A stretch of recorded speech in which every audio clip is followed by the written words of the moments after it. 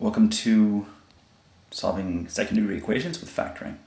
Now I want to solve for y, and to do that I'm going to factor this. So now the first thing I want to do is see if there's a common factor, and you see 77, that's 7 times 11, right? And neither 7 nor 11 go into 90, which is 9 times 10.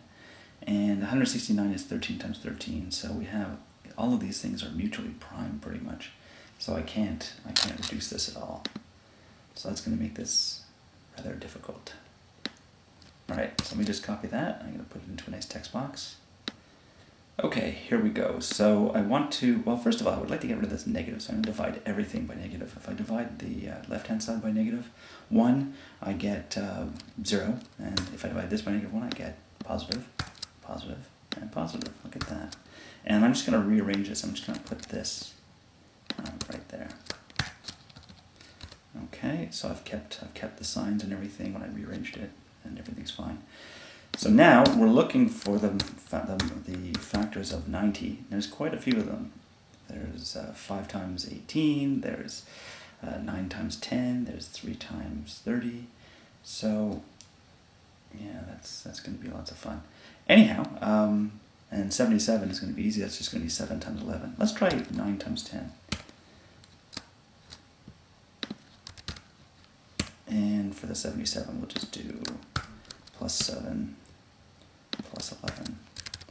Okay, so we have 99 and we have 70, and for the first shot it worked. And yeah, I could have been totally lying to you. I could have figured it out on the side, but I didn't.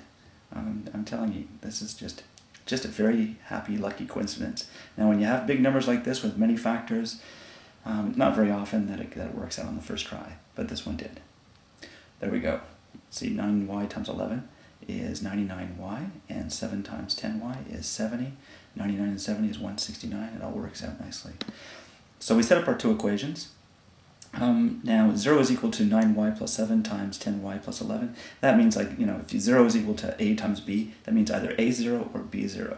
Now, because these have variables inside it, it means sometimes this is 0 and sometimes that is 0. So sometimes the 9y plus 7 is 0 and sometimes the 10y plus 11 is 0. So all we have to do is set these up accordingly. So 9y plus 7 equals 0. I'm just going to remove the brackets. I don't need those anymore.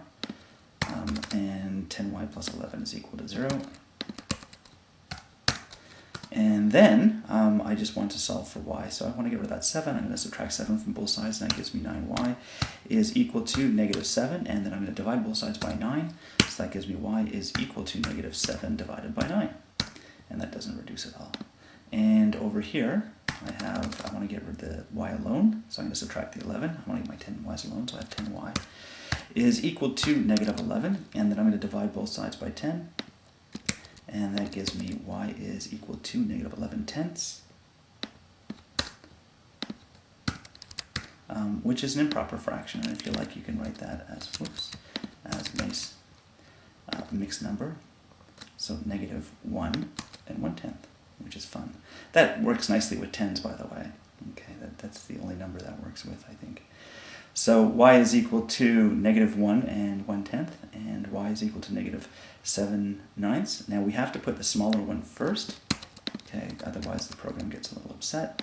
It expects the smallest one first, as you should expect the smallest one first. All right, so I'm just going to pop that into my answer and see if it's right. So here we go. Let's just make sure there's no extra spaces, because the program, unfortunately, does not deal with the spaces very well, because we need to have a space here, so I can't just remove all the spaces wholesale. Okay, and let me just make sure the sound's working, so we can all hear that. Yay! Okay, so it works. All right, so that's another example of how to factor second-degree equations using, not factor, but solve second-degree equations using factoring. Have an excellent day.